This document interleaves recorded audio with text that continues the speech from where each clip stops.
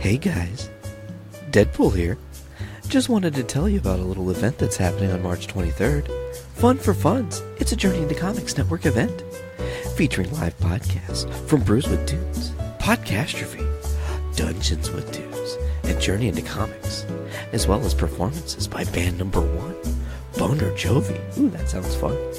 Walk Among Us, Yesterday's Chips. Also featuring live stand-up by comedian Patrick Murray. He's so much fun. Presented by Journey into Comics Network and the Doom Room. North End Pub, Lafayette, Indiana. Doors for 3, podcasts at 4, with bands at 7:30. $10. It's 21 and up. Don't try to sneak in, you silly kids.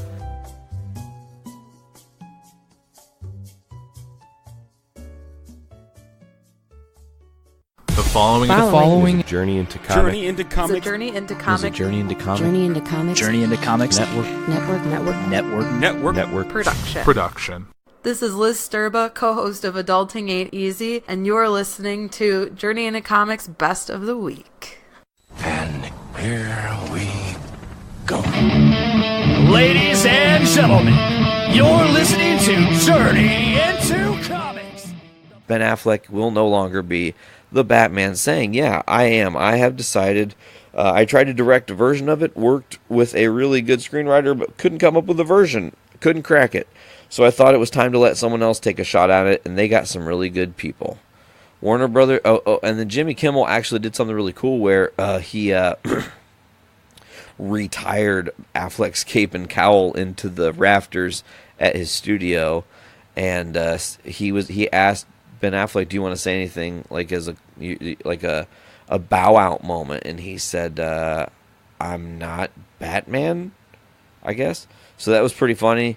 We'll see what happens with Batman, the Batman coming in 2021 with Matt Reeves. So looks like that's that's all she wrote for Ben Affleck. It's interesting because the whole thing with the whole entire thing with the Matt Reeves universe that he's trying to create comes back to the what ifs and possibilities. Somebody had suggested, it was actually Jack Black himself, as I covered last week, suggested that he play the Penguin. Somebody made fan art of the Penguin. This guy, let's see, what's his username? Jackson Durr, that's JAXSONDERR on Instagram, did an original edit of Jack Black as the Penguin. It looks really fucking good. I really dig it. It's really photoshopped, but it has to be. You gotta come up with something. But man, I feel like maybe Jack Black would just be a pinch too goofy.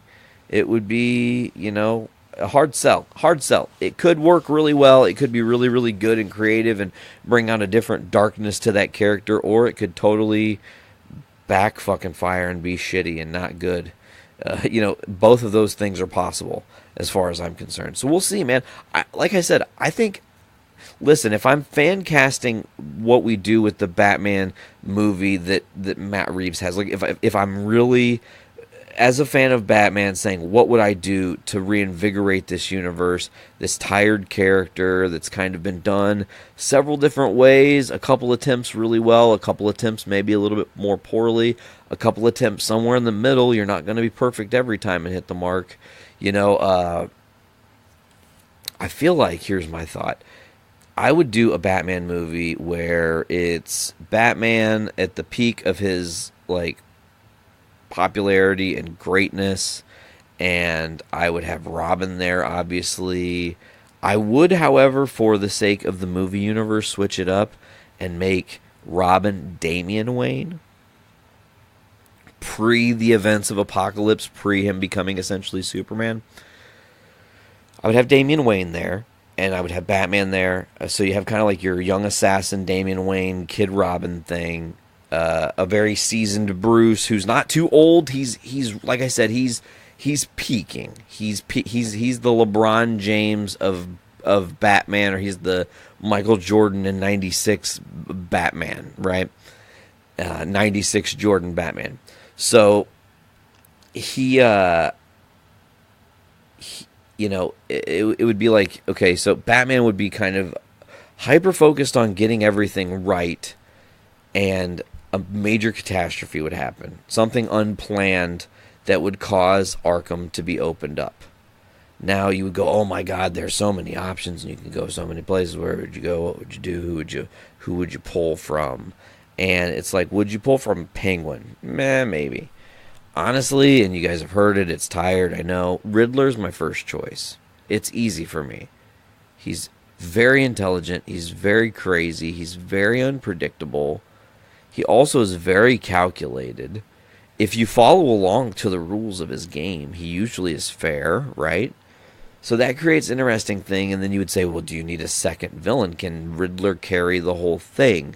Not really. He really can't, but you don't need him to, because in the subset of this whole movie, you need a secondary thing to carry Bruce along, because you need to have, in order to make the Batman movie successful, it needs to see Bruce at his breaking point.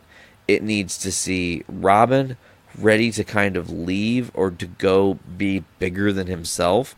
You know, he isn't going to leave, but he feels like he could be doing so much more, and Batman's holding him back. And I think that Selina Kyle plays a hand. Selina kind of starts to date Bruce. She maybe influences Damian. Damian's like, who the fuck is this bitch? He starts to do a little bit of investigative journalism himself, realizes she's the Catwoman. Dad, how you fucking can't figure this out? What? Get out of here. You couldn't figure that out? World's greatest detective? Are you sure? You're supposed to be 96 Batman Jordan, bro. You can't be 96 Batman Jordan. It's not happening, man. You're trash. You couldn't figure it out? So that creates tension between those two, right? Then it will ultimately create a turn where towards the end of the movie is when you have the Joker show up. The unpredictability of the Joker is what sets the tone, because Joker hurts Batman and you think he might be dead. Damian shows up and saves the day. So then you put over the young hero. They don't do that. They always make Batman this true hero. You really, truly put Damian over and make him the man. And then Catwoman does that like chaotic neutral thing where she's like, okay, Bruce, I love you and I'm so sorry. Like, I didn't mean to get us in this mess. And Joker is crazy and Riddler is eventually, he's not caught. Now that's one thing I want to keep in mind too. Riddler is not caught, but Batman learns to play along to Riddler's rules this one time.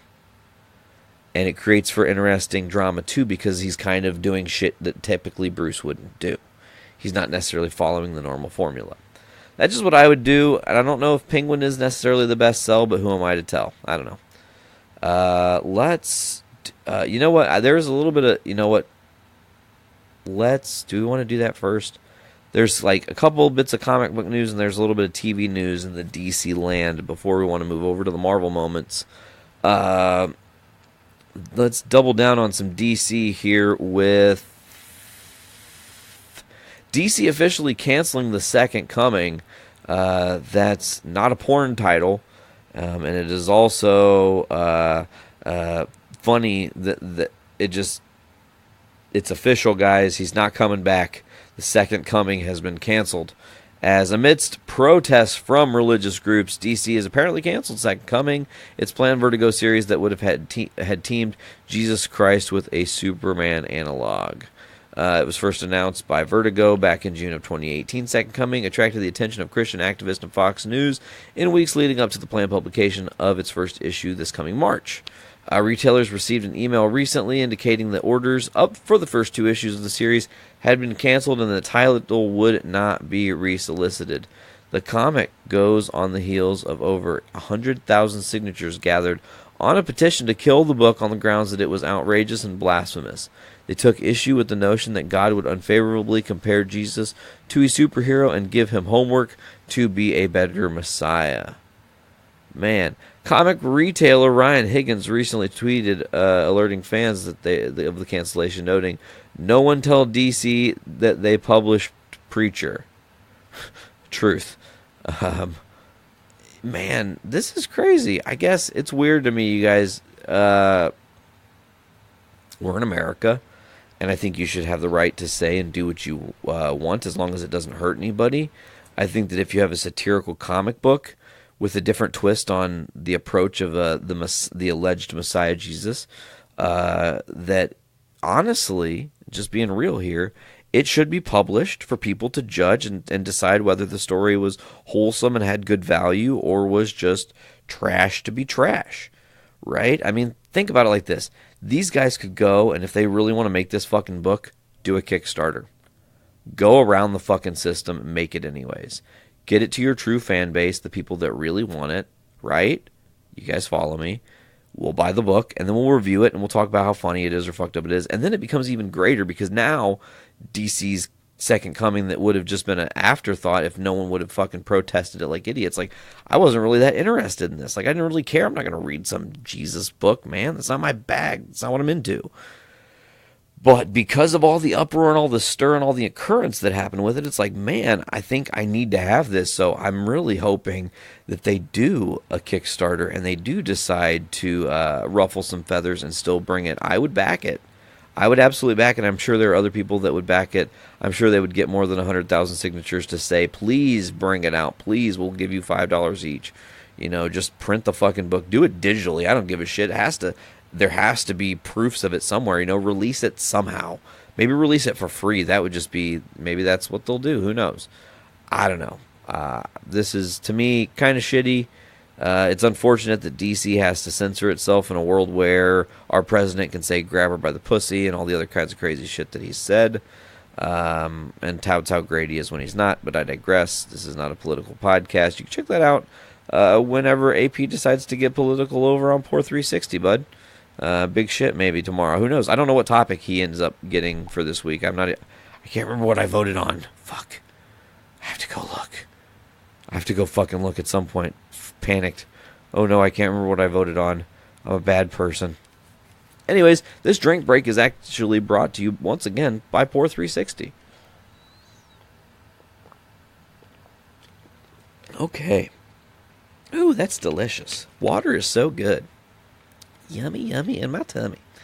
So, while DC Comics has canceled Second Coming, there's kind of other things that have happened as Doomsday Clock and Batman Damned have both been delayed. I've got a little bit more news on Batman Damned in a second. Let's just cover this real quick. Two of DC's most buzzed about series, Batman Damned and Doomsday Clock, have been delayed. Upcoming issues, according to retailers. Again, Ryan Higgins of Comics Conspiracy tweeted out news about Batman Damned 3, originally set to go on sale March 27th. The issue from Brian Azzarello and artist Jim Bermejo will be the final issue for the first ever DC Black Label miniseries. While sales have been brisk and fans are enthusiastic enough to say that Diamond Select Toys yesterday announced a Batman Damned Venomate, the series has some stumbling blocks. It's most famous for having recalled its sold-out first issue after fans complained that Bermejo's art revealed full frontal Batman nudity in one panel. You saw the shroom, it's true. Doomsday Clock, however, has been delayed until March 6th, at least for now, marking the latest in a series of incremental delays for the issue, which will pit Superman against Dr. Manhattan. The Watchmen follow-up, Jeff Johns, Gary Frank, and Brad Anderson, has been a big commercial success, but when it started to slip behind schedule early in its run, DC announced that the book would be going on a bi-monthly schedule, shipping every 2 months rather than monthly. Doomsday Clock 8 hit the stands the first weeks of December, with 9 originally slated for the release last week. That has now been pushed to March 6th. That will be making it a full 3 months between issues. The story is set a year in the future of the DC Universe, and the original plan was for DC Comics to catch up to it by the time it concluded. That plan has likely been scrapped at this point, since DC has various other events from Heroes in Crisis to the just-announced Year of the Villain project in works. Doomsday Clock is a very involved story, and I think that the bi-monthly schedule was favorable for the title. But our numbers have not decreased. We're still selling out and reordering it, and still selling on reorders. So, you know, it's really... Sometimes it sucks when delays happen because you want your books. You know, you obviously want to talk about them and whatnot. But man, it's okay when it's for a good reason, and I think Slow and Steady wins the race for both those books. Batman Damned, once the third book is out, I'm going to review that series as a whole. I'll read all 3 books. We'll talk about them here. It'll be a lot of fun. But you know, Doomsday Clock, I want that to be perfect. That's a story that's bigger than just one thing. You're changing the face of DC Comics by introducing and hopefully keeping a lot of these characters locked in that you've created for this Doomsday Clock story. So, it's recently they also, I do want to also mention for the Batman Damned, they actually, this is how serious they are.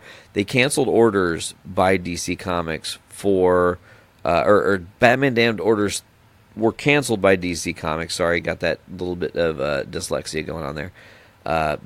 Because it's obviously not ready yet, and they have some panels they want to repaint or whatever and get right. But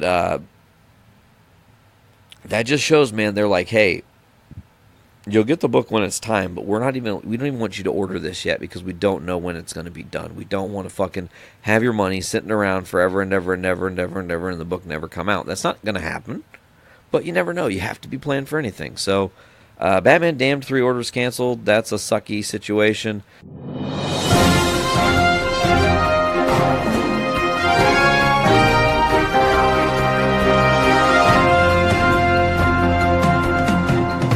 But I want to jump into what I want to talk about this week, and week's will be a little different than episodes past. This one's going to get a little ranty because it's a topic that I've kind of flip-flopped on as the years have gone on, or about the year that this particular event has gone on. Been both excited, and now I'm kind of more... I don't know, it's kind of hard for me to put my feelings. I'm happy, I'm conflicted. Conflicted is a good way to put that. And, yeah, it's a topic that I put out there. I saw it, I was thinking about it, and it's going to come up in a few months. This thing's all going to be finalized. But yeah, this topic, which was up against the Green New Deal, and this topic is on antitrust and specifically about the Disney-Fox merger. Now, I know what you're thinking. Like Disney-Fox, you're listening to the Journey into Comics Network, you're like, yes, Disney-Fox. All of the Fox Marvel properties are coming home. This is great news. Disney is getting back. Marvel is getting back what they need. They're also going to get back the original Star Wars film, which means they'll be all complete. There's more unity. There's more connectivity they can do between characters they've sold off years ago. And people are like, yeah, now next Disney just needs to get Sony. But let's not talk about that. That's a whole other thing, and that would be a terrible idea. But yes, I was like a lot of you. I saw, once this deal was happening, and I knew Fox was putting itself on the market, Disney was interested. I'm like, yes, I saw that. As a big MCU fan, I was like, oh, this will be great news. We'll get the characters back. We might get a different Fantastic Four. We might see them roll the Fantastic Four in, especially as we're wrapping up things post-Endgame. And I was excited because I was like, the thought of the future, what it could bring for Marvel Studios and the other properties, and the fact that with all of the Star Wars back under Disney's hold. Actually, kind of funny thinking about Fox or Disney and Star Wars and Fox is that they could, in theory, if they keep, since they technically would own the rights to the Fox intro, the big high dun dun dun dun dun dun dun, they could throw that in front of a Star Wars movie, but that would probably be too much. But it would be interesting. But we can actually get. But speaking of the Star Wars, we can actually get a nice maybe Blu-ray re-release with maybe the original cuts now that they'll have access to all of those cuts again, all the original theatrical runs. We probably won't because it's George Lucas, but George Lucas signed Star Wars away from himself, so if Disney wanted to do it, they would, and that's money on the table that I know people would buy because me and like a lot of other people have someone digitally made the unspecial edition versions, and I have it on my computer, and I know Nate does, other guys in the network do, and just it's good to see what was changed and how things were kind of jazzed up when George Lucas put his hands back into the pot. But yes, we're talking about Disney, this mega corporation that now will have Marvel, Star Wars, Avatar, all the Fox properties. Like it's becoming this big fish that's eating a bunch of smaller fish and becoming this giant beast that's hard to come up against. And when I didn't think about the logistics and all that, I was excited for it. But as I kind of was thinking more about, like, a lot of movies I like that are dramas that aren't really tied to this are all or sometimes are under, like, the Fox Searchlight banner, or how, like, Sky Studios, another part of Fox, did the Peanuts movie and some of the Dr. Seuss things. So, and that will all get eaten. you're like, well, that doesn't mean much. They'll just have the rights. They can still release movies under that banner. But I was thinking, like, how Disney operates, they're still only going to release X films a year.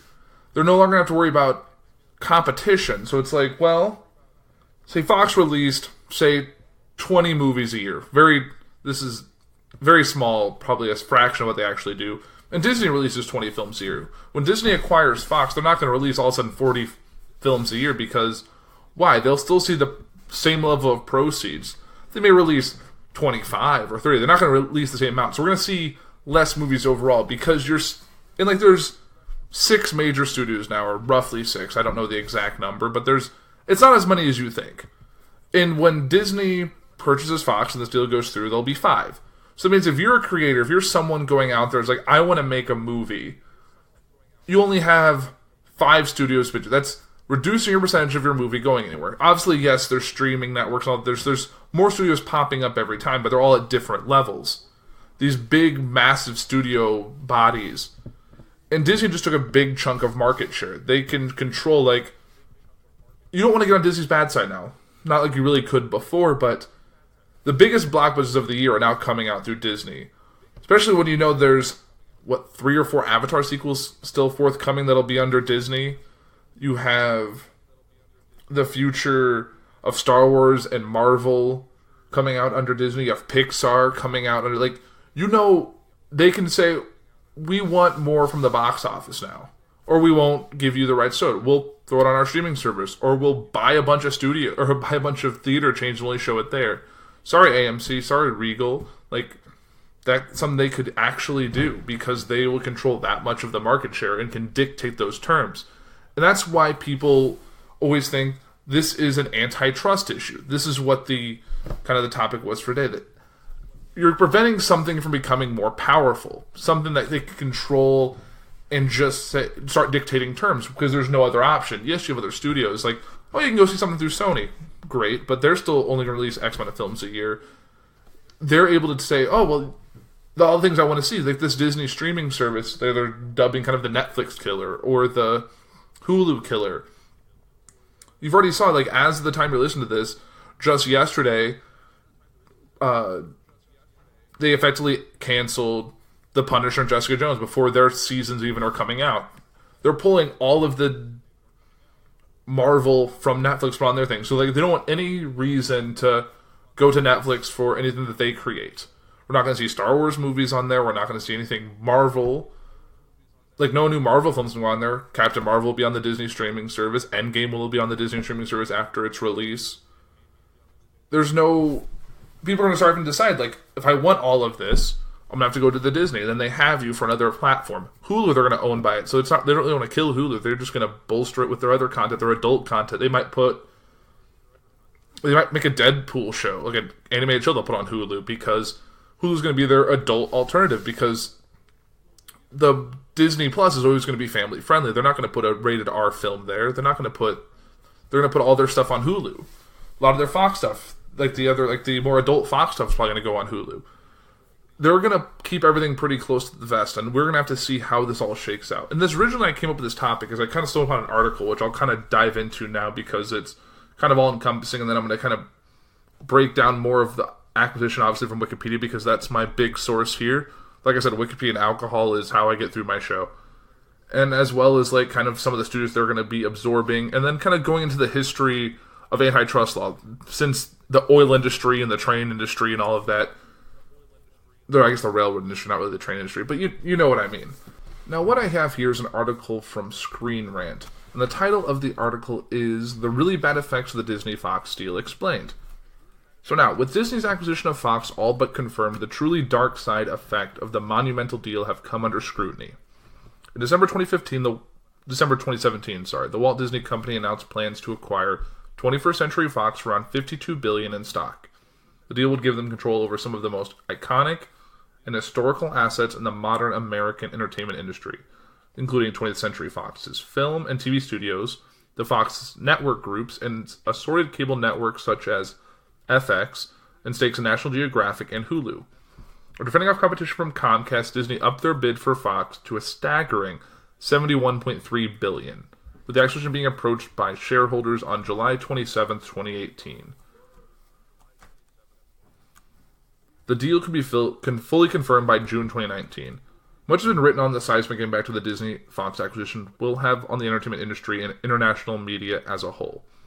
Disney were already one of the most powerful media entities on the planet, having built up a sizable fortune over the decades on the backs of their iconic image and the tenets of Walt Disney himself. The last 10 years or so, their profits have exploded thanks to the purchase of major pop culture properties like Marvel and Star Wars, ensuring their undisputed domination of the worldwide box office. For the past 3 years running, Disney has had more films in the worldwide top 10 highest-grossing films than any other studio. The Fox deal would not only give Disney film rights to the X-Men, Deadpool, and Fantastic Four franchises, almost completing the Marvel lineup, but control over major properties like Alien, Avatar, and The Simpsons, to name but 3. It'll also give them a majority stake in streaming service Hulu and stakes in studios internationally such as Fox India. The merger of these two studio giants could give Disney an unprecedented 40% control over the worldwide box office. This is a level of power and industry-wide influence that has been widely criticized since the acquisition was first announced. Many industry experts warned of the negative consequences of a media monopoly of this scale, and although the magnitude of it may not be fully evident until all the paperwork is signed, we are seeing the first rumblings of change happening, and the signs aren't good. The Disney-Fox means major job losses. So during mergers, job losses are inevitable, and when the companies involved are the scale of Disney and Fox, it's safe to say that industry experts were predicting something of a bloodbath for Fox employees. An October 2018 article from The Hollywood Reporter cited claims that Fox executives that generous severance would be offered to those soon-to-be laid-off workers, but no indication at the time was given as to how many layoffs were expected. Former CEO of 20th Century Fox Film Stacy Snyder noted in an interview with Variety how stressful the situation was for that many Fox employees whose job security was at risk for a whole year. Numbers around how many employees will lose their jobs after the merger. In an omnisciently titled piece in The Hollywood Reporter that referred to the merger as making 21st Century Fox disappear, the number given was 4,000 layoffs from a base of 22,000 employees worldwide. Disney, by comparison, has about 201,000 employees worldwide. However, even they say that number may be conservative prediction, and citing Disney skeptic analyst Rich Greenfield, who puts the number between 5,000 and 10,000 people. Layoffs of this scale won't happen all at once. They'll be staggered across weeks or even months to make the extent of the damage seem lessened. A common tactic with businesses is evidenced by the recent layoffs at BuzzFeed, which took several days. It's a long time for these employees to wait to find out their fate, and it's a disastrous step for the industry at large to put so many people out of work.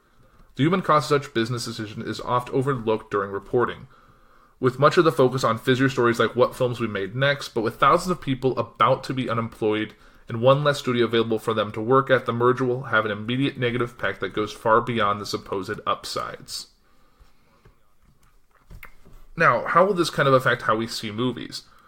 Now, Disney's already having trouble spacing out their plethora of films and franchises across the calendar in a manner that will give each of them a fair shot at financial success.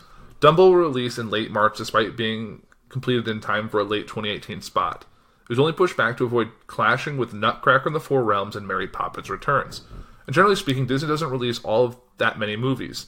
In 2019, they only have around 9 titles in theaters with major releases, not including Fox properties soon to fall under their umbrella. Compare that to Universal Pictures, who will have 15 titles coming out this year, while 20th Century Fox has 13 titles scheduled for release in 2019, including the repeatedly delayed X-Men Dark Phoenix and The New Mutants. With that studio about to be consumed by Disney, the release schedule as we know it will be completely revamped, and that probably won't be a good thing. Fox has made some great business decisions in their past, but they're also not immune from making a few flops. In the first 2 months of 2019, they have released The Kid Who Would Be King and Alita Battle Angel, both of which are predicted to lose hundreds of millions of dollars combined for the studio. Those movies were the sort of risk Disney would probably never take, so it seems safe to assume we won't see the likes of them coming out of the studio anytime soon following the merger. If Disney only had to compete with themselves for box office supremacy, then they have far less incentive to produce more or varied content. The Disney model of content is already one with surprising limitations. After all, this is the studio that has built a decades-long sustainable brand without releasing R-rated movies. These historically came under a different studio name like Touchstone, and so it's unlikely they will entirely kill such Fox films post-merger, but they perhaps won't be a priority, particularly if there are bigger budget efforts such as the Aliens movies. James Mangold, director of Logan, was one of the many to express concerns that the merger would limit such storytelling opportunities since they don't fit with Disney's brand. In areas where Disney completely dominate, they will be less likely to invest in shows, films, and the like that further credit out the work they would put front and center. For example, will Fox's Blue Sky Studios animated films, which Disney will own once the merger is complete, get further investment when Disney and Pixar are the undisputed icons of American animation and don't want anything in their way to prevent maximum grosses? The overcrowding problem Disney faced can easily be solved if they continue to further focus their attention on their most popular brands, many of which have already owned pre-purchase and aren't the focus comparing to the TV weight. The conundrum extends to the hot properties Disney will own post-acquisition, including the remainder of the Marvel properties not currently under the umbrella of Marvel Studios. This aspect of Disney buying Fox has been the most exciting part for many fans in the areas that's garnered the most enthusiastic reporting. But much of that has ignored the reality of the business. Marvel has their next phase planned out already, and so whatever comes from the X-Men and Fantastic Four will have to be adjusted to fit that. Considering that Marvel Studios is already releasing 3 films a year, which some have argued is oversaturating the market, there's a cap to expansion in traditional terms. Red meat, we crave sustenance. Guys, we are not invading my aunt.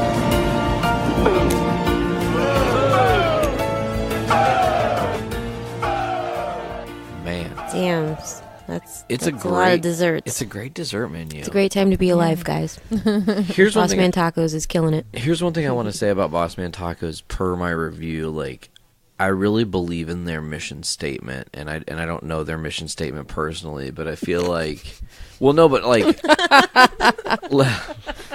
I really believe in this statement.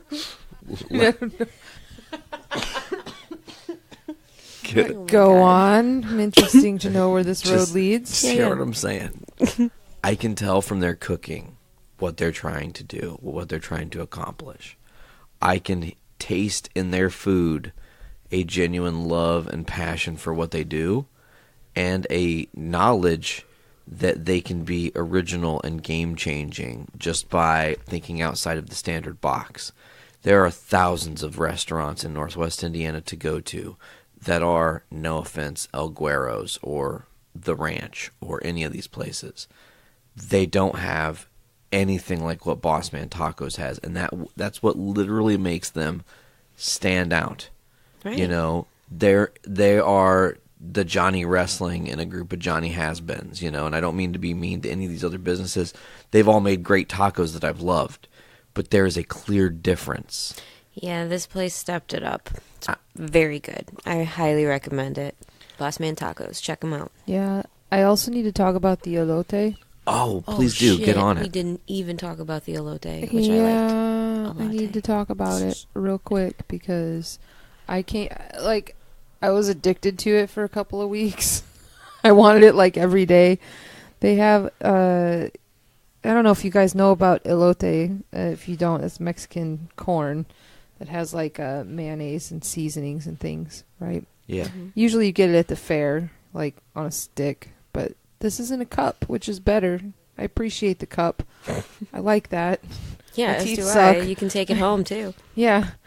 But they have their traditional elote, which is nice. The sweet corn is really good. It's like really big kernels of sweet corn, which is what I really liked. Covered in butter. Oh, man. But they make a house elote that they call the Boss elote in a cup. And it has corn, butter, mayo, cilantro. I don't know how to say this kind of cheese. Let me see. Is it cotija? I don't know how to say that. But that's like that really sharp Mexican cheese. Oh, yeah, cotija. Yeah. Cotija cheese with and whatever that seasoning is. Yeah, that's the Tajín seasoning. I think that's how you say that. That was zingy. Yeah, it's it tastes like those what is the powder that like lemon lime sort of powder? Oh yeah, and those lime chips. Yeah, like that candy. Like it's like it comes in those little packets, you know. Yeah. It was like that really sharp lime taste, which I like. All of those flavors were good for me. And I, like I said, was addicted to it for a hot second there. I had to slow down. Good. 'Cause it's like $2.50 and you get this giant cup of, what is it, like an 8-ounce thing? It's very shareable. Yeah. I mean, I could have like 2 or 3 bites on it, and there would still be an entire cup. Yeah, you guys didn't like it as much as I did. I really liked it. I liked it. I thought mine had a lot of cheese on it, but I mean, Yours it was still did. good. Yours had more cheese on it than any of the ones I had when I ordered it. You just It had a lot of toppings on it, so it was just very sharp. But I would still get it again. I liked it. Yeah, I thought it was very good, and I needed to say something about it. Well, I'm glad you said something about it. I think that if we pitched it to them, I feel like we could probably rock out an episode at Boss Man Taco sometime. That would be a lot of fun. It'd be fun. Maybe have I'm gonna fuck up his name. It's Vinny something. Vinny P. Pasquelli. That's probably not right. I don't know who you're talking about. The owner of Boss Man Tacos. Oh. Because see, I'm not done with the story, because I wrote this really nice review, heartfelt review, genuinely saying how much I believed in this food because it was so fucking good. Like, I don't usually rave on that level about a place, but I really did. And he wrote back that in like a message that he 30 years later, that's why he cooks for people, is to hear things like that, you know. Nice. And that my words were going to make him better, and he was going to grow from that, which was really nice to hear. But then he also said that it moved him to tears to hear me say these things, you know, about nice. his food. And well, it was warranted. That's exactly what I'm saying. Like, it was warranted, because I don't ever like anything enough to promote it online or ever write a review or anything like that. Like, I don't even. Yeah, and I'm not the type of person to like go on Yelp and be like, your food sucked, or oh my god, this food's great. I don't care enough about anything to do that. I'm taking time out of my life to tell you all to go eat at this restaurant because it was that good. I mean, we've got friends coming in to town soon in the near future. This is a place we're taking them. Like Tyler, Skylar, Juhas, y'all motherfuckers are eating there, whether you know it or not. Like, it's gonna happen because it's worth it. Like, it's an amazing experience, and I can't wait to hear what other people think about it who've never had these kind of outside the box tacos. Yeah. Because their boss. Be fun. Oh, you know what? And to talk on the DoorDash, I got I got the Bloody Mary pork taco that they have from their Boss Man Tacos. It was not one that I probably would order again, honestly. Maybe it's just because it didn't come out well through DoorDash and it sat too long or something. I'm not really sure. I think it was the DoorDash thing. It just wasn't. It wasn't what I'm vibing. I feel like there's a difference of eating at home and eating at a restaurant. Also very true. Because it's going to be sitting. It's going to get a little mushy. The steam is going to affect it or whatever. Absolutely. There's nothing like sitting down and getting fresh food served to you and eating it right then. And our service that day was so good too. Our waitress was Oh my gosh, amazing. I loved all the staff there. Everybody was super nice, which is very rare. Totally, especially Here, in Northwest Indiana. Everybody's so jaded. Mm-hmm. At least that's been our experience. Yeah.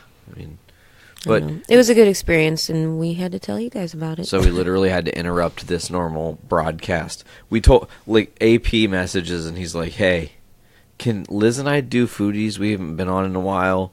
You guys probably want a little bit of a break, which we had been going consistently between doing this and Gallif Radio. I think we've had a podcast for like... It's been a lot of podcasts. 20 weeks in a row or something. We've done at least one show together. Mm-hmm. And it was like, yeah, of course we want to take the weekend off. That'd be great. And then as soon as I saw you say that, it was like, oh, fuck, we have to talk about those tacos. Like, we can't not do that. Like, I wanted to record a Foodies that day. That's how inspired I was about it. Like, we really probably should have, but it's okay. I digress. It is what it is. It was still amazing. I cannot wait to show more people about Boss Man Tacos in Highland. If you're in the area, if you're going through the area, if you're jumping off of 8094 on your way between Detroit and Chicago or somewhere on that path, go to Boss Man Tacos. It will be worth your time. I promise you that. Word. Now, I think we should probably stop interrupting Liz and AP because they were just like, and we have wine. And I just said, fuck you, we're cutting it off. Like, we're going right now. We're just going to jump in real quick. So now that we're done jumping in real quick, I want to say thank you guys for joining me on this mini podcast within a podcast of Foodies Watching Movies, where I've been Nate, Veronica, Sarah, and take it away, AP and Liz. We do. And we had food recently, and we saw some movies. Yes. Academy Award winners or potentials. Winners. We saw 3 of the 8 Best Picture nominated films because Liz and I, this is our 4th year doing the AMC Best Picture Showcase, which is you spend all day, 2 weekends, all day on Saturdays, 2 Saturdays in a row watching movies. It would be 4 movies we'd have watched, but because of the nature of Roma being a Netflix film, it didn't get a true theatrical release.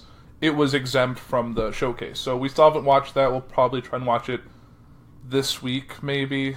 If not, I will, because I want to see it before it probably wins Best Picture. Yeah, well, I wouldn't know. How's it been doing? It is probably the most... Well, it's Alfonso Cuarón, who directed Gravity. A lot of people know he directed The Prisoner of Azkaban, the Harry Potter movie. I didn't know that. Yeah. He got his Academy Award for Best Director for Gravity. He's won all the directing awards pretty much up to this point for directing Roma. It's all in Spanish and in black and white and on Netflix, so not everyone's cup of tea, but I've heard really good things about it. I just haven't seen it. Yeah, it'll be interesting to give it a shot. Yeah, and we saw The Favorite. We saw Black Klansman, and we saw Bohemian Rhapsody. Right, and I've seen 2 of those movies before, and you've seen just Bohemian Rhapsody before. Right. So let's kind of break down what was the first one we saw, and that was The Favorite, which was directed by Yorgos Lanthimos, which is a really hard name to say. I don't know what movie he directed before. I think it was The Lobster or something weird. I've never heard of it, but I've been told through other podcasts I listen to that this is his most accessible film, but it was still kind of unusual when you say it was weird. You don't have to sugarcoat it. It was weird. Right. It had some, I don't know, it had some historical accuracy to it, but it's just still very weird. Right, because it's based on the story of Queen Anne, who ruled England in the 1700s, the early 1700s. And it actually involved, actual people. It wasn't... They took liberties, obviously, because it was a weird comedic version of this story. But they still, it still involved, I don't know if it was a comedy. Well... There were funny parts, but I wouldn't specifically categorize it as a comedy. Yeah, in the Golden Globes, it was nominated for comedy, but they also nominated, The Martian for comedy, and that movie is not. But you wouldn't know that either, because the last showcase, you were not feeling so hot. Oh, that one. The first showcase we ever did, I had a fever, so I had to leave before we saw The Martian and The Revenant, and he won't let me forget it. I still haven't seen either of those movies, so... And I have them, so we'll have to watch them eventually. Mm-hmm. It is what it is. But yeah, The Favorite, so yeah, like I said, 1700s Queen Anne. It's kind of a power struggle movie because it's a woman played by Emma Stone, Abigail, and she wants her ladyhood back. Her and Rachel Weisz's character, I'm really spaced on her name. Do you remember the character's name? Lady something. Sarah something. I don't know. Marlborough or something weird. Yes. So basically... They're cousins. Through to some nature, Abigail's father sold her to a German, and it's just she lost ladyhood and has basically been in squalor, and then tried through convinced her sister became a handmaid, and then worked herself up into being in the queen's bed and kind of slowly trying to reclaim what she lost. And it's just this power struggle between these 2 characters to win Queen Anne's affection. And there's some weird bits thrown out, and there's blood and nudity and lesbian sex and all. It's very unusual. Yeah, I would agree. And there's a weird dancing scene that, at one point, this guy does this weird, almost like he was walking it out, but very over dramatic. I don't know. I can't describe how he was dancing, but it was just odd, and there was 17 rabbits and. Yeah, it was just a very odd movie. It was not my cup of tea. It was kind of like when we saw What was the one with Daniel Day-Lewis that we saw a couple of years ago? Phantom Thread. Phantom Thread. It was the same. I feel like I walked out of that movie feeling the same way. Yeah, I was just like, well, it was okay, but I was like, I'm just very confused and a little disturbed, and I don't know what to like. I was just very perplexed. I feel like that's the right word. I would like they both had very similar kind of endings. It's like, oh well, I guess this is fine. They're all fine with how this is going. This is yeah. It's and there was only like one. There's one scene that made me a little upset, and you know the scene I'm talking about. I don't know. Maybe when it involved a rabbit. Oh, that's right. Yeah. Without giving too much away, someone is stepping on a rabbit almost to the point of killing it, and Andrew got sad. And I was just like, don't do that. I mean, I'm sure the rabbit was in no danger. It was an audio clip of the rabbit being struggled, and it was just, I don't know. They have to put a little moniker, no animals are harmed in the making of this film. They have to do that, or PETA and a lot of people get very upset. But, so that was the first movie we saw, and it was also, I think, the shortest, coming in at 2 hours. Like, all the movies were long. And it didn't really feel as long. I thought it would feel longer, but it was just like, I guess I was just like so perplexed. I was like, okay, what's next? What's next? What's next? Yeah, it was interesting. And also, they had little chapters that eventually would cut to 5. And then it'd be a weird, obscure line that comes up later in the movie. And you're like, 5 of what? I was like, oh, maybe it's a 4-part. No. Kept going. Yeah, it wasn't like it was acts or anything, because that's what I thought it was. It's like, oh, 1, 2, 3, that makes sense. And then it was like, there's 8. We're gonna fuck the sodomites in the...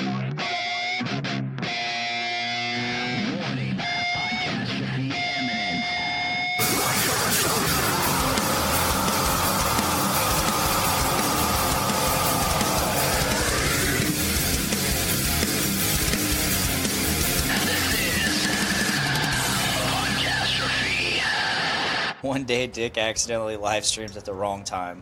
That's a podcastrophe. Oh, man. These comments are just blowing up. Josh Harry's like, haven't even answered your Brexit question yet. Oh, yeah. I forgot about the Brexit question. Josh is also like, take a photo of your porn tower. Automatic lotion dispenser, bar sink next to the keyboard, and a vacuum trash receptacle. That's what I think when I hear Command Center and Dick. Yeah. So recently... This is the Dick Command Center. Miranda's like, I have a text saying, I'm done at work. I'm stopping by Best Buy to buy a cheap PC controller. See? That's what I mean. I didn't like it. To be fair, I was there for an Xbox One controller. Okay, then why get the Elite one, though? I always wanted one. You don't have any reason for it, though. Justify your purchase with not... It is what it is. I'm just telling you. It is what it is. It's already bought. Anyway, we're talking about games. I decided I wanted to start streaming again. Awesome. So I set up all my stuff, and been playing Apex Legends a lot. I don't know if you guys are familiar with it. Somebody at work's been trying to get me to play it. So it's one of those battle royale games, except it's from the people that made Titanfall, and it's free to play. So again, it's like Fortnite with that. Yeah. It's got that same model. And oh my gosh, I'm obsessed with it. It's the only thing I want to play. There's mornings where I contemplate quitting my job to play this game. Wow. Yeah. You better be good at it. I'm not. I'm trash. Then don't quit your job. Well, I know. So, maybe I'm thinking about changing my stream name to the Mediocre Gamer. Nice. Because I'll be mediocre always and forever. And maybe I'll just have to roll with that as like a gimmick. But, yeah, check out my stream. I'm a mediocre gamer. Yeah. With an Xbox. Everyone I know is mediocre. Dude, Nintendo Switch. I do now have a Switch, yeah. Nice. I have a Wii U as well. It's far superior to the Switch because the controller's bigger and easier to hold, but, they had to stop making games for it. Get the Pro Controller, man. For the Wii U? No, for the Switch. Wait. I think I have one. What is that? The Pro Controller? It's a controller. Yeah. I've got that on the Switch. They have an attachment where you can attach the Joy-Cons. I never played the Switch portably because, I have a TV. Why would I ever? Well, maybe you can't carry around that TV everywhere. Yeah, but that's I don't even get that. The screen's big enough that it doesn't matter. Advertising, they're like, you can also take it on the go, and I'm like, I don't take sweatpants on the go, bro. I'm only gonna play it in my house. Why would I I don't understand the concept of I like the portable commercial for that gaming. where they show the guy like on the subway. Yeah, it's like with the dude. Switch. It's like that guy's getting fucking mugged. Yeah, it's like that dude's gonna get his ass kicked Like for being a I'm nerd. if I'm in downtown Chicago with a fucking Switch, I'm getting my ass beat by some dude going, "Give me that Switch, bitch, because I'm gonna sell it." Switch, bitch. Like that's what's gonna happen. My son's getting so good at Super Smash Bros. That he's actually starting to unlock characters for me. So let him go. I've always been terrible at Smash. I have too. He kicks Miranda and I's ass at it, and he's 5. Yeah, they like.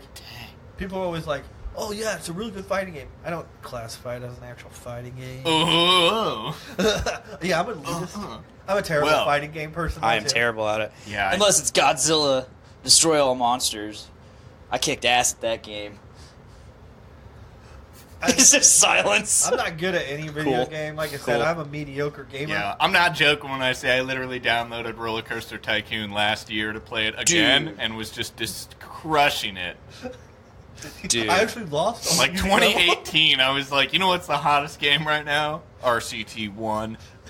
Dude, I played the shit out of RCT1. I never bought it played off 2. Steam for like $3 and a Nice. penny or something. It was really. I remember like. You have a spending problem with the controller. I sat there and I'm like, do I really want to spend $3 on this? And then I was like, I mean, I'm going to enjoy it for at least this afternoon. That's like, it's a better value than That's like a renting a cheeseburger. That's like if I went to the Red Box down by the Dollar Right, so General. it's like, dude, I don't even own a DVD player. Like, I couldn't even go to Redbox. I don't even get, people are still buying those. Oh. Netflix doesn't have everything, man. No, they don't. I do have Netflix. I play. So I recently to get Anthem, I had to re-download Origin. Yeah. And I downloaded that, and I saw, oh shit, I have I have Red Alert 2. Dude, that game was And Red Alert awesome. 2 Yuri's Revenge already on there. I'm like, wait, what the? Oh yeah, I forgot I had this. So I might play that at some point. Well, I'll say this: you got Origin, download Apex Legends. It's free. Yeah. Might as well. But as far as Anthem is concerned, Is it on Steam too? Because I have that as well. No. It's Okay. not on Steam. It's strictly Origin. Okay. But like Anthem, I told myself Scott gave me a code. It doesn't work. Yeah. But I told myself I'm going to wait to play this game because these type of games, these like MMO type games, never launch smooth. And I'm glad I waited because they have had nothing but bugs. I've heard all the people that I'm on Discord with every night that play it, they're like, dude, I just want them to fix this. So I'm just happy I waited. I was smart and I saved my money. The Division 2 is what I'm waiting for. Yeah, I never liked The Division. Well, here's the thing. Did you play it after they did like their updates? I didn't play it. I watched my roommate play it, and I was like, I'm not into this. I was like, I'm not into this. So after they did a bunch of updates and fixed it, it actually was a pretty good game. Yeah. And I just didn't like the style of it. It's not everybody's cup of tea, but from the first impressions of Division 2's beta, they kept all the stuff that people like. They have a couple things that they'll need to change, like the UI is apparently a pain in the ass, but looks like a fun time, fun ride. It'd be better than Destiny, that's for sure. Yeah. That's not hard though. Yeah, I've been searching for like some kind of PC game to play since. So I got a new graphics card. I got an RTX 2060. Dude, it has made the streaming so much easier. I know. Like there's no I upgraded to lag I whatsoever. actually bought Scott's old 1060. Nice. I sold my 1050 Ti today to guest Cameron. You had a 1050 Ti and then you went up to a 2060. Yeah. And it's so much better. Really? Yeah, so much better. That surprises me because the TI is pretty good. Yeah. Strong. But it would lag. The streams would lag and shit. So I'm a lot happier with it. But it came with a free Anthem code. Yeah. So and Battlefield 5, which I don't give a fuck about that. I thought you had to choose between one or the other. So I thought so too, but they sent me two. They sent me one for Battlefield 5 and then one where I choose between Battlefield 5 and Anthem. Oh. So I could have got Battlefield 5 twice. Whoa. But I didn't. scrubbing dick down tonight. Poor little guy. Like, I like Nintendo. So just hanging out on this couch right now. He's the guest. We need to focus on the guest. I mean, this is fine. Sounds like the fans like what you guys are talking fun. about. It's fun. I did actually. I'm a bit of a PC gamer. I just brushed off the old folder with Diablo 2 on my computer. Nice. It was actually on my laptop, and I moved it to my desktop. I didn't know you could do that, but you can. Just like Aaron said, just get a flash drive. It worked.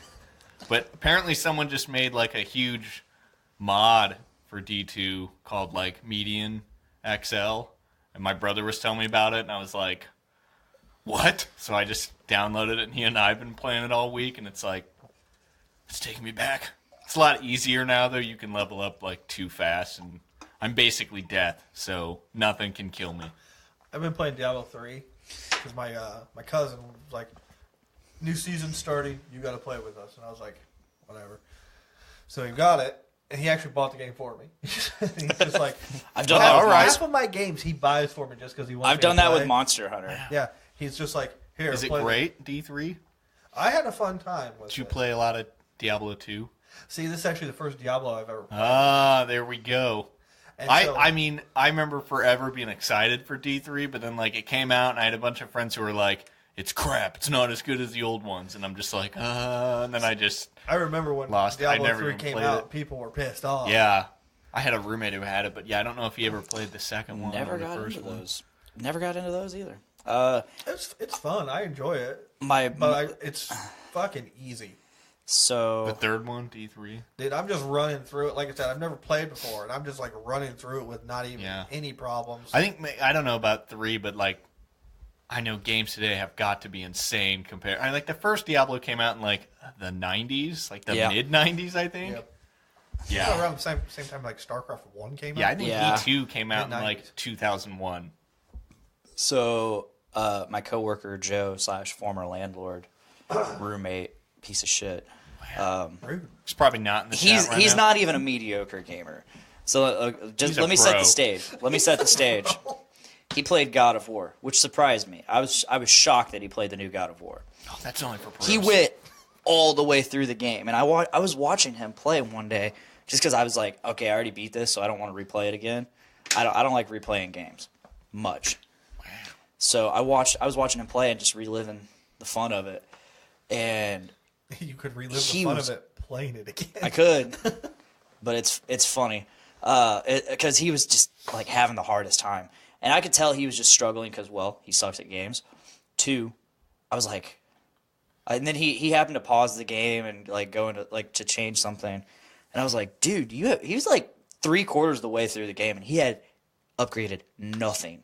Like had basic gear. He had all basic. I mean, he'd been changing his gear, but he hadn't upgraded any of his like magic or any of his gear. Dude, you gotta upgrade. You gotta upgrade. Got to. So I told him, I was like, dude, what the fuck? You haven't upgraded anything? He's like, I don't even know how to do that. I'm like, what? That's a great impression of this guy I've never met. I was like, yeah, that's really what he sounds like. Never met him. But I'm sure that's what So he fast forward, and he's playing Spider-Man, the new Spider-Man game. And he's having a good time with it, but I just happened to walk in, and he's playing it, and he's like, God damn, I can't... He's looking for the backpacks, which have... I've never played it. There are these backpacks all randomly throughout, because have you ever... It's like kind of like a joke within Spider-Man that he's like just walking along with his backpack and all that, and like, oh, spider sense, throws the backpack on a fucking building and just runs away. Well, he has to keep getting backpacks because he can't remember where he put them. So these backpacks, it's how you unlock more costumes, or more Spidey suits. And so he's just going through. That's a cool little feature. It is, and it's cool how they explain why there's so many. Yeah. Like it's just some stupid joke, and it's hilarious. But he's like in the middle of a park. The backpack is below. He's on like directly on top of it, but it's showing that it's below. He's like, I don't know how to fucking get it. Like, he's getting super pissed, and I'm like, well, is there something like? Is there like a subway? This is New York. Is there like a subway down there or something? He's like, I don't know. So he goes, and then sure enough, there's a subway like directly below him, and he goes there, and there's a fucking backpack. I'm like, dude, come on, man. That sounds like how I play video games. So he's going through the Uncharted series. I don't want to know how bad he is at it, but he's going through them. Those can be a difficult game. He's doing it, though. He likes them. They're fun. He doesn't have the attention span for, like, a real game. Whoa. Not to say Uncharted's not. What's a real game? Dude, that's like I'm talking like Tetris, not a real game. I'm not talking like a giant game. Like, so you can't do something like an open world. Yeah. Those are hard to play. I'll be honest. He I told have me trouble getting through those because I'm just like, I just want to do the quest. I don't want to be distracted by all these side. Oh, dude, I only side quest. I love big games like that where I can be like, you know what? I am not this legendary warrior. I am just a regular guy, and I'm going to help people out. Dude, yeah, that's fuck my destiny. Playing these Zelda games. Here's the thing, though, like there is no destiny, but what we make it. Yeah, man. That's all fine and grand and stuff. If it's presented like World of Warcraft, yeah, where there isn't really a main, like there's main stories, yes, but the like vanilla was just you becoming a legend. Yeah. Like the whole game was just, hey, do all these side quests, and then you'll be this like really big old badass that people are like, holy shit, he did that thing in that town, and then whoa, you go and you do the raid. That's what I do in Skyrim. They're always like, dude, these dragons are fucking these villages up, and I'm like, yeah, I know, that's cool. I'll get to that later, but right now I gotta see what this dog's trying to tell me over here. I gotta go find 30 cow pelts. So I'm just doing all this. I'm like, let me do some mining real quick. Let me just work up my mining skills. And they're like, we are just being ravaged coast to coast right now by dragons. And I'm like, yeah, just live in a cave, pussy. It's not that big a deal. They live in the caves. Find a new cave. Find a different cave. Joe, he's like, I don't know what to play after Uncharted. I need another game. And I'm like, Horizon Zero Dawn. Well, he has Fallout 4. I did suggest Horizon. Fallout 4 sucks. I know. He's like, but people were starting to tell him about Fallout 4, and he's like, I don't think that's a game for me. And I'm like, well, I mean, it's kind of the same thing, but maybe try Skyrim. And Brandon, you've met Brandon. He goes, dude, no. Joe, you don't have the attention span for that. Yeah. And he's like, it's not the game for you. He basically called him a dumbass right in front of his face. Like, you are too dumb for this game. And I'm like, really? Skyrim? Like, that's like the basic person RPG. See, I'm not a big Skyrim. I thought Mario RPG was the basic RPG.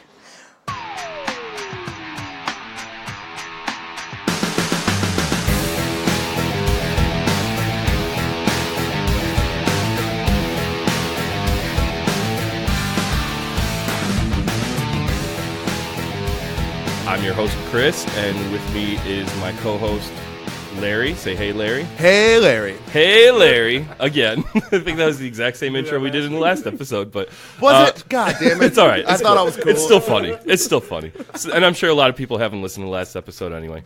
I listened to enough of it to know that he did that. Fuck yeah! I threw my wine cork across and landed in the garbage. It sounded almost exactly the same too, same tone and everything. But in the intro, you just heard the song "Before I Do" by Jay Douglas and the Sullen Hearts.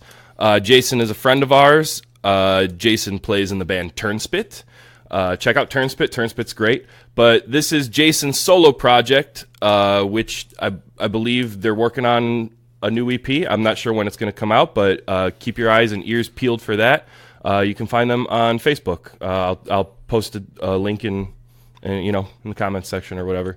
Side note, Jason's taste in music is better than anybody's. I specifically wanted to put Jason in the intro of this episode because this is, as they refer to it, the quote is, sometimes solo, sometimes with a band, always queer, emo, indie, country, hipster bullshit. And I love that because this episode... How sick is that? This episode is going to be all about emo, why it's titled Let's Talk Emo. So Jason is featured on our emo episode. Also featured in this episode is our special guest. Say hello to Andy Reid. Hey, what's up, everybody out there listening in Crucial Tunes world? Andy motherfucking I'm really happy Reid to be here with these Crucial dudes. Andy Reid. Crucial Dudes is a pop punk band, and they're awesome. They were, anyway. Yes, I remember them. Andy Reid is the host of the next episode. The next episode, I'm the host of one episode of that so far. I have not done the second one. But yeah, I'll still ride the old wave. You might remember me from a little podcast called This Podcast is Garbage. What, And, I wasn't sure if we were going to mention this. No, I don't give a shit. No, it's my credits, man. It's my credits, man. That's the shit. That was. It's my credits. That was some good ass stuff. Yeah, and you guys were on that show numerous times. We had a real good time on really, like the T-Pig and Get By really helped form my relationship with you guys. Absolutely. And, you guys. I was the most frequented guest on this podcast. Is garbage. Actually, the Three Timers Club, motherfucker. Only member of the club, president, emperor, king, all around. I was only on twice, but hey. Sorry about you. What you gonna do? Sorry what you gonna do? Not let you into the motherfucking club. But yeah, so the next episode, when will the next episode of the next episode be? Until you just chill. Let's see what these tax checks look like and get me some equipment. I did my first episode at a friend's studio. Just because I really wanted to get it out there. I was tired of sitting around and not podcasting. But now that I've got the second one, or got the first one, I don't feel pressure in any way to put out a second one because I just really wanted to be like, even though my old podcast ended, I was like, man, I'm still a podcaster. I still want to get my voice out there, but I need to do it. So I busted my cherry on my first solo episode and then was like, you know what? If I don't get another one out next week or the next week or the next week or the next month, I'm not worried about it because as long as I have my ideas and I still have fun doing my podcasts, it doesn't matter when I get it out. But once I get my equipment, they will start coming a lot sooner. Sure. I got a friend, producer friend, who's going to come over to my basement and help me set up my whole shit and tell me like some of the best equipment I can go for what I'm trying to do and what my space is like. So the next episode will be coming back with all that garbage man talk. Well, you can find the next episode on Facebook. You got your own Facebook page. Yeah, we got Facebook, Instagram. The next episode with Andy Reid. Okay. It might be the next episode w/Andy Reid. I don't know. I don't remember it. But the next episode, you're the only one Reid. who's gonna like. No, because you made that. What? Say what now? We'll link it. So you'll be able to find it. So we're on I'm on SoundCloud. I got my one episode up on SoundCloud. We could probably Are we on share SoundCloud? that link. I don't think we are. Okay. Possibly. I don't know. Hey Nate, are we on SoundCloud? Yes. He comes down here. So the first thing before we start getting into the emo talk, just curious, what have you guys been listening to lately? What's been in your turntables? What's been in your MP3 players and your phones? What have you been jamming in your garbage truck? Well, I usually jam podcasts in the garbage truck. Okay, that's fair. I've been listening to a lot. I just got some new speakers for my record player, and I have my shit all unhooked since I moved my turned my studio into a little girl's bedroom, and so I had all my like records and shit unhooked up, and so I bought some new speakers. Hooked them up in the living room. First thing I've listened to, or just most recently, was Oceanic by ISIS. I got the nice. And I bought it when I visited Los Angeles in 2017, and was just now listened to it. Nice. And it was really fucking awesome to hear it on the vinyl, and I swear I was like hearing stuff I hadn't heard yet. Even after years of listening to the record, I was hearing stuff that I didn't pick up on. You know what album was like that for me? Which I actually haven't been listening to lately, but Between the Buried and Me, The Silent Circus, I listened to that album on CD probably 1,000 times, and then after I got rid of the CD, I listened to the MP3 version probably 1,000 times, and then just a couple of years ago, I got the vinyl, and I listened to it again, and it was a whole nother record, I think there's a sample of like a fucking tiger roaring or something like that on a Silent Circus song. Really? That me and my friends heard one time, and we were like, "What the fuck is that?" And we kept like rewinding it, and it sounded like a roar or some shit. It was so weird. I love that record. It's a great record. That was like the kind of like they're Between the Buried and Me were only one of those bands that like fell into like that almost deathcore type sounds, but since they had all that and prog and all that backed keyboard, out of that. well, yeah, I loved all the wildness and all the like crazy keyboards and the off time signatures. They were like. It was like a little bit of Rush with like Dillinger Escape Plan with a little bit of like deathcore sound, and I didn't like it at first. I was like, because it took me a long time to get into the vocals, and I still don't like that in most music, but that kept me away from Between the Buried and Me. But now, like, they're one of my favorite bands of all time, probably. How about you, Larry? What you been listening to? A bunch of old like Trustkill and Ferret shit. Nice. Like Zayo, which Nora. I'm always listening to Zayo. Nora, Heideki. Yeah. Hope's Fall. Like Hope's Fall. You listen to the newest Hope's Fall? Yeah, but I wasn't into it. Yeah, I love it. But, no, it was really recent that I listened to it. I mean, it's no Satellite Years. But that's like it reminded me. I went back. I'm like, and I listened to Satellite Years. And I listened to that Andromeda is. I didn't really like A-Types much either. Was it A-Types? Is that what it was called? A-Types? No, I didn't care for it. It was okay. I liked the new one though. I did dig it. But yeah, a lot of just old early 2000s 18 shitty Visions metalcore is what I've been listening to a lot lately. I think the most I've been listening to fucking rules. the most I've been listening to of anything lately has been Static X Wisconsin Death Trip. That is one of my favorite albums of the new metal era, and I think it really kind of transcended a lot of those bands. December is like a fucking, you lay down and you go on a trip with that song. You know, December was written in Wayne Static's first band. Now I can't remember the name of the band, like something Deep Blue. Deep Blue Sea starring LL Cool J. No. It's something, but it was a band he was in when he was in Chicago, which actually featured Billy Corgan from the Smashing Pumpkins before Billy Corgan was in the Smashing Pumpkins. Oh, so like there was a really long ass gap between that band and Static X, because like the Smashing Pumpkins have been around since like 1990 or something. Yeah. So this God, I wish I remembered the name of the band. Andy's showing me a picture of him with his hair up like Wayne Static. Oh, it's actually pretty sick. Look like the wife of Frankenstein. That took a minute to do too. But I guess so. This band that he was in with Billy Corgan was in like the late '80s, and Billy Corgan was actually the one that convinced Wayne Static to go to California.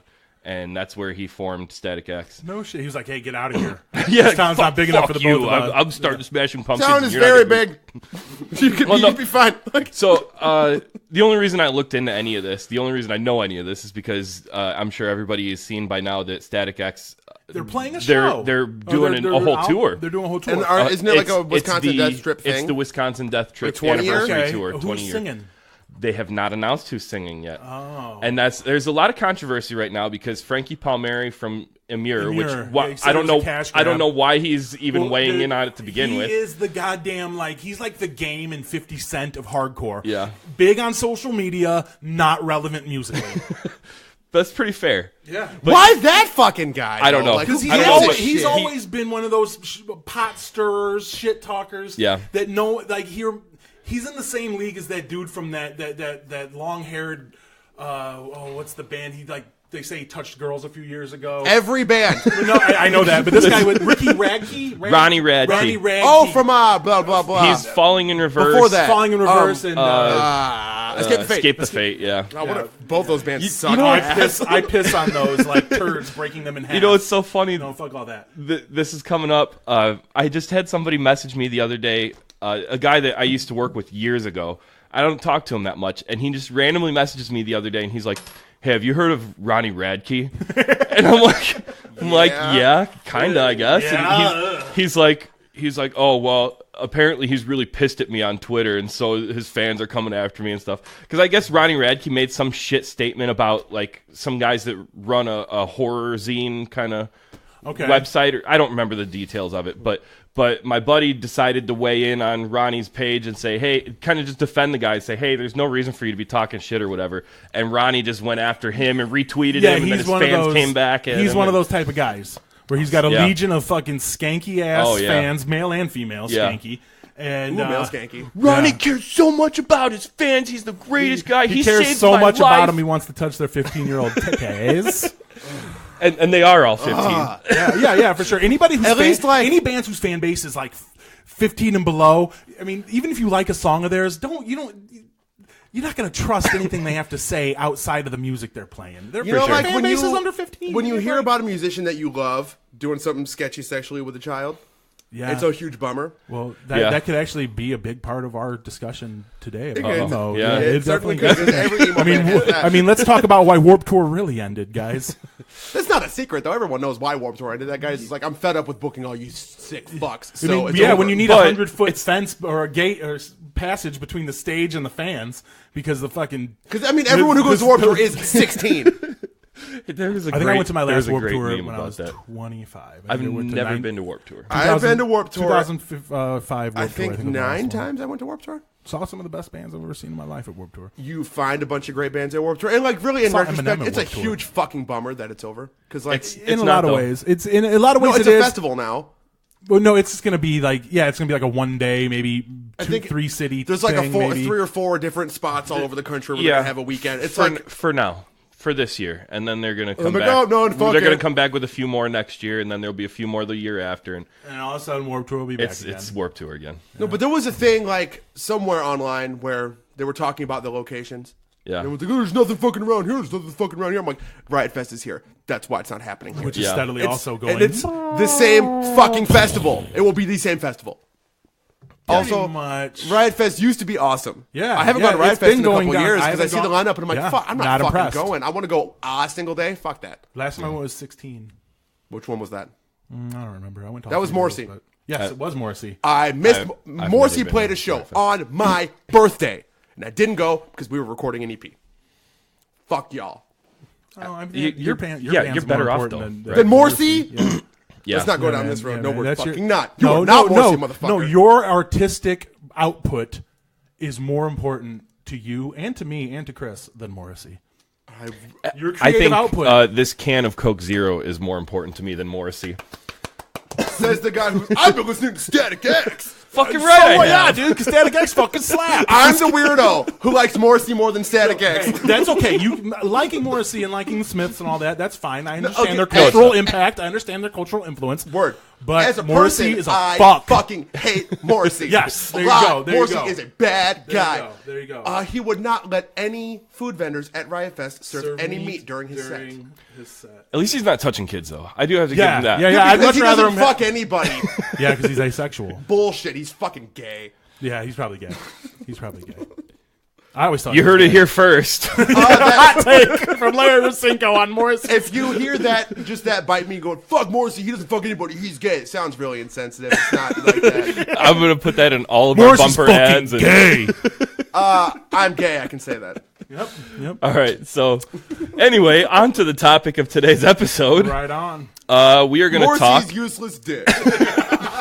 We're going to talk emo, which I feel like emo is It's one a very of the, controversial term. It's one of the most misunderstood. Fucking A, it is. One of the really most is, but it doesn't misunderstood have to genres be. of music. It doesn't have to. But as I was going through, so I'm not gonna lie, I don't know a ton about emo. I know like a brief history, so I did a lot of studying before this episode. I read a couple articles, I read the Wikipedia and all that. I listened to a bunch of the old like, bands and stuff. 9 times out of 10, And- Wikipedia is kind of a shit source. Right, for Yeah. sure. The emo It's history pretty solid, on right? Wikipedia is not fucking bad. It's not bad. It's not really bad. not. So anyway, so as I was reading through it, I realized just by sampling a bunch of the bands from each era of emo, it is a very, very broad genre of music. Huge. There's so many ways it's all very similar. Right, It right. all connects back to a source, and you can, if you listen closely enough, you can hear bits and pieces of those early source materials spraying throughout or sprawling across all the waves of emo. The waves, as they say. What would, like, the thing that ties together all of those separate waves? Okay, well, I think Just is lyrical lyrically content. mostly. I would say, not necessarily, because there's a lot of emo that's about like that's really sappy and lovey and dovey, my girlfriend, my boyfriend type stuff. Yeah. And then there's emo that's very me, my introspection. Sure. A good way to put it would be an emotionally charged brand of hardcore punk, marked by introspective lyrics, personal lyrics, and intense catharsis. Isn't that the Wikipedia definition? Is that the Wikipedia definition? I think word for pretty word. close. Oh, really? Pretty close. Yeah, I read it on. I took it from a band's like a review about a band. I think whoever wrote that review took it from Wikipedia. No shit. Now I feel like a triple plagiarist. Oh no, it's all right. Almost all my notes are from Wikipedia, so. It's time for Brews with Dudes.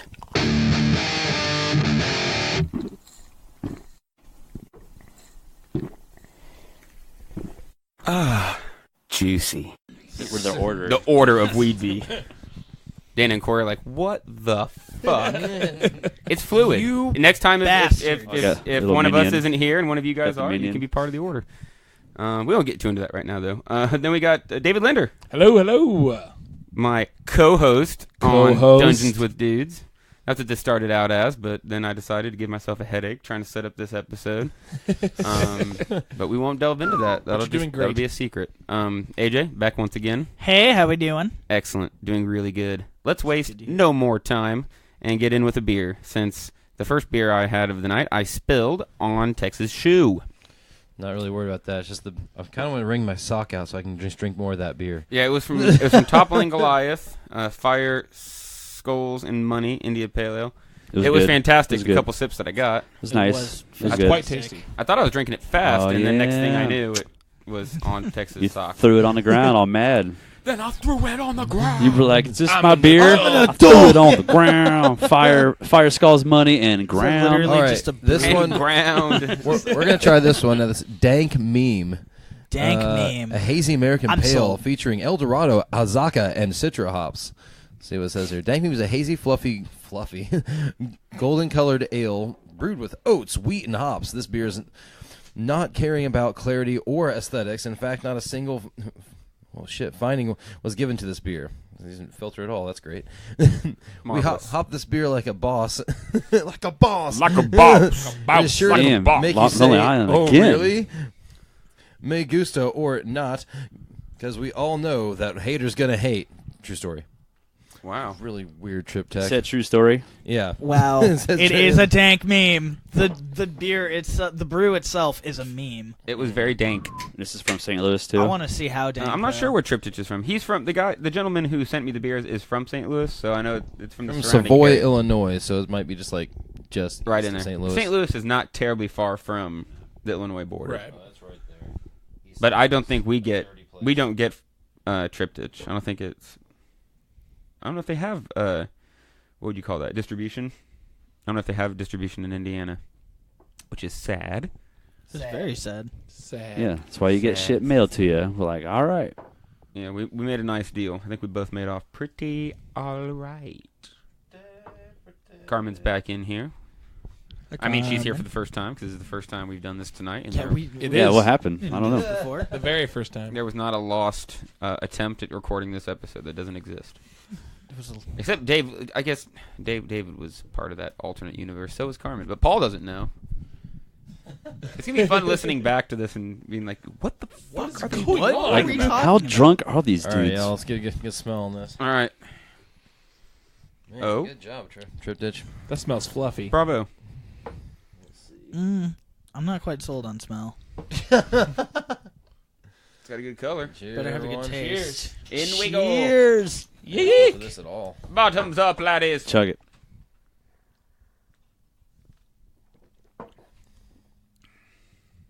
Oh, that's pretty good. That is pretty good. That goes down easy. It's a That lot was of really mouthfeel. light. It's not bad. Yeah. It tastes It is better light. than it It's smells. freaking great. I will say that. I wouldn't say It's it's dank. Is it? Yeah. Is it dank? It's not very dank. I agree. It's pretty light. Is dank light? Dank light. It's got characteristics of the dank. It's all right because I'm not a huge dank person, so it's like a medium. So I'm like, all right, kind of like An average sized dank person. Yeah, dank like light. I like the light dank. I think I could put down 1 or 2 of these, or 6. Or 6. Ain't dank as that Cecil. I mean, like I would drink one on like a Saturday night if I'm not doing anything. Maybe drink 2 or 3 or whatever. Pass out for the night. But What, Corey Teeter? Corey Teeter. Goodness gracious. I'm not really seeing. It's been a long time, friend. Welcome to the fracas. Yup. Chug beer if you got some. Yee. Yee. That's really good though. I drink a whole bunch of these. Mm-hmm. Yeah. Right. It's not I bad. could put down a case in a night with some friends, of course. Oh, absolutely. Well, they'd be taking me to the hospital. I'm not going to share with them. They just like they have them on Yeah. call. They're on standby for when I black out. It's like healthcare. You've technically got access to it, but whether or not you can benefit from it. Friends, it's like healthcare.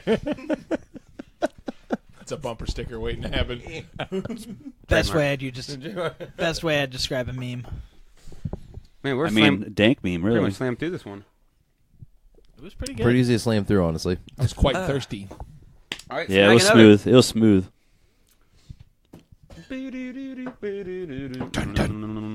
What is it? Looks cool. King Cloud City. Oh shit! Yeah, Cloud City. What's up? Land of Looks like Calrissian. clouds of organs. It's an 8.6%. Hell IPA. yeah. Yeah, American Pale Ale. Okay, here we American go. India Pale Ale. Anything else? Let's see. We're in it now. Brewed and canned by Florissant Brewing from Florissant, Michigan. Or not Michigan, from Missouri. Missouri. Yeah. Michigan, Missouri. Oh yeah, Michigan, Missouri. I know that place. I've been there. Well, it's just like Illinois, Indiana. It's just a little taste of Illinois in the middle of Indiana. Michigan City. It's like a little bit of Michigan, but city in city form instead of state form. I'm understanding this correctly, am I not? Yeah, Burnham there. That's really a brewery. Burnham is pretty good. Just had their Long Johns on. Barrel age version. Big old winter ale. This one looks rather juicy. Yeah, it does. I believe does it say something? If They've I all kind of looked like the same color, like all three beers. That haziness. It's cloudy. Yeah, they're all kind of hazy. It is cloudier. This one just it kinda, says it's clouds, like a right? What does it say? Got cloudier as it went cloud on. shit. Cloud organs. Hey. Cloud City. To getting wild. Hang me down.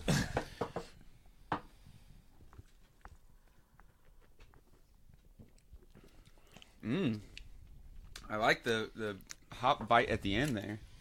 Yeah, Yeah, it's got that That's bite pretty. with That's pretty bitter. Mm. It's got a very bitter taste to it. Tell me your Very hoppy. Tell me your hops. Tell me your hops. What are you composed of? Toppling Goliath, and the other one's like, these are exactly how Somebody else can have the rest of that if they want. That kind of taste. Oh, you tapping out? You have to throw it down the drain. That's what we call it. I gotta throw it down the drain. Throw it down the drain. I can do that, but I want it. Let it be known. If you can't do it, you gotta butt chug it. It kind of tastes like dirty. You gotta butt chug it. Dirty butt chug it. To me, at least, just my opinion is very. Just lay down. No, just it's worse. Soak it in a tampon. Yeah, that's what happens when you just can't find time to change your underpants, and that's what it smells like after a day or two, according to AJ. It could have been because it was the last bit, and I got all the sediment and stuff. Yeah, for sure. Yours looked like the chunky. It literally looked like milkshake consistency. It looked very. Yeah, I should have thick. spread it out, or I should have drank that one because I don't mind No, that I mean part. it's all right. I don't think It I was was going milky. to enjoy it very much anyway. But I mean, because I don't like very bitter beer. I can do some IPAs, but That has a really there's a nice certain bitter bite to it at bitterness the that it end. gets to that I just can't do with. You know what I mean? I understand. I get it. Know what I I'm used to not saying? be into it at all either. I like this one though. Why didn't he take his? Oh shoot! Because I had to finish. Oh yeah, rules. rules. Rules. We don't break the rules here. Rules are meant to be broken. Rules are not meant to be broken. That is great. Good job, Florissant. Right. Hello Missouri. there, Mrs. Miranda No, Tyner. you. Welcome Hi, to Miranda. the fracas. I just saw Mr. Mike Lawton share. Well, not share. He liked it. How you doing, Mike? Mike is the gentleman who runs the Indie Craft Brew page. Oh, awesome! Wow. Page. It's not some. It's a page. It's an organization. They do a lot of fun beer stuff. Heck yeah, keep it up, pretty Mike. cool. They're bringing us Brews with Dudes to the Lord of Hops beer festival here, and I guess it's still about 2 months away. It's mid-April. Hey, never too early to promote that kind of stuff, though. It's gonna be a lot of fun. I believe he's gonna give us a couple tickets for a Brews with Dudes ticket giveaway. What? So keep your eyes out. Keep your eyes out for Harmonized that. real well. Yeah, Lord it of was Hops. beautiful. It's at Hop Lore Brewing Company.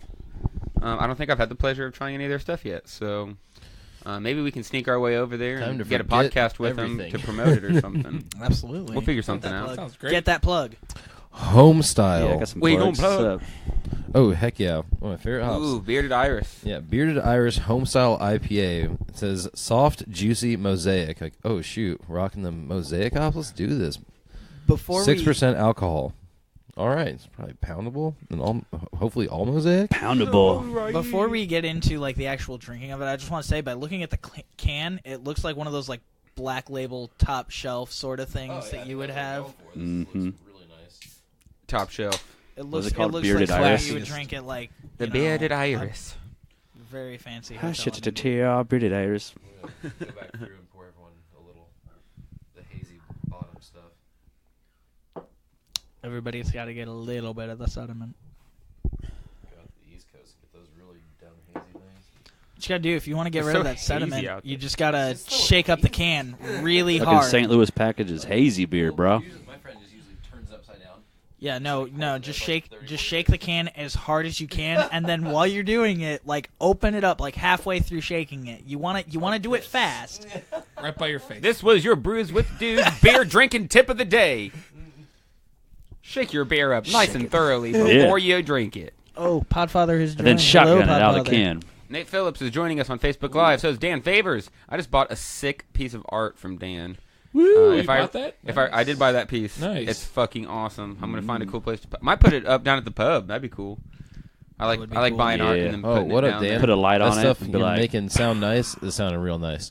Let's give Dan a quick shout out since we got a bunch of the Weed Bee guys here. He just finished up recording, mixing, and mastering a new single for us, and it sounds fucking nasty in a good way. The good nasty, making noise in the basement. Nasty. Yeah, it's pretty awesome. He captured the noise making. It is beautiful. We're gonna consider this, I don't know, a single or Some nice or a licks. demo, but Something to make you half hard for the full length. For the full length that it will be on. So, Can't wait for it. Yeah, It's we're gonna be very awesome. excited for it. We kind of got an idea in mind already because we know we've been playing these songs for years now, so we think it's gonna be a pretty quick recording process. Little hearts. And years. These songs? Yeah. Well, the ones we had songs 1 and 2 written and were playing back in 2016. So some of these songs are pretty old. So age on them. They're gonna be delicious. Like Crusades, though. Crusader. The last song on the album that's getting ready to come out is this song that we're getting ready to release, Crusaders of the Empire. It's a 10.5 minute pop hit. It is absolute. It's so catchy. It's they straight up go K-pop on it. It's. I was Just gonna kidding. say it's murder metal. I was but gonna say, I Dan will says not- it's boner inducing. I will not It's true. disrespect I you agree. guys' music like I can't that, listen to him in 'cause you public. guys He are gets too- real I've had some reviews. They say I'm hard I've- right now. Chuck E. Cheese I've anymore. heard a review of a Let's song do that it. it Let's takes, do definitely it. takes you on a journey. That's what we were going for with a lot of these songs, I think. You guys That have a is very- downright lovely. All right. Osiris. That all is right. lovely. Good job, Very Bearded Iris. good. It's Bearded just Osiris. Straight up just mosaic. Bearded Iris. This reminds me actually of Super Nugget That's Bros. a great description, Dan. Dan jumps in, referring to the new Weed Bee song, saying it's a dynamic sonic journey from soft whispers to murderous growls. We were laughing. True. We were laughing at some parts, listening to my vocals by themselves, because it just sounds so ridiculous. Like all by itself. Can't hear anything. Exactly. But Yeah, me that's the screaming like best. that. It's like, Yeah. are you okay? Like, yeah, dude, I'm fine. Like, Yeah, I'm great. you sound like you're hurting. Oh yeah. I've been I- stabbed yeah, and yeah, it hurts. do it right. I am. Why? True. I'm hurting a little bit. Oh, man, this looks awesome. More lows though. Oh yeah. Way more lows. This brew in particular, though, does remind me of the, Maybe when we stop the recording, we'll do a quick zoom in on our new piece of art back here. Miss Jess Wadley. She calls it the Galaxy Hop. It's a hop floating in space. It is beautiful And and it's Galaxy all hops shimmery. are a thing and they're delicious. Yes. It's It's actually Super Nugget Bros is Galaxy and Mosaic hops, which is why this beer reminded well, me. I made the joke being a nerd. I said because there's a game called Mario Galaxy. Yeah. It's the only one that I can think of that has a name. There's a hop to. I was like, Yeah. this it's better have Galaxy in it. So when I saw that it was, I was like, I don't know why that mattered, but it did. It really. I mean, did. yeah, absolutely. It fucks with you mentally to drink it more. Like, oh Yeah. yes, I want It was, more of it was that. seriously, it was a good bomber. I wish I could have it again. I really liked it. Austin got some terrible ones that exploded and. Really, that's bad. Oh no, it wasn't so much. They didn't explode. They had a super metallic-y taste. So something went wrong Oh. with something went wrong with the canning. Yeah. I'm sure. Yeah. Which I've had when we. I'm not gonna bring up the brewery. Tastes like I don't Red wanna do Wings. that. But we were all there playing a show, and I had this beer. It was yeah. brand new beer. They just tapped it that day, And and it was it a tasted hazy. it tasted metallic in the end to the point where. I just told AJ, I'm like, you're not dumping that. You got to drink it. I could not finish this beer because after a couple drinks, I felt like it was cutting my throat. Yeah, it was like, so it was- metallic-y. But all And they're they like- told me Dude, that that's if you just how fight it's through the supposed to fire, taste. though, Nope. you get wasted. But No. their barley wines and like Get browns Alzheimer's. and like stouts are freaking fire though. They had a bunch of great beer. It Yeah. was just that one thing that we didn't agree. weird.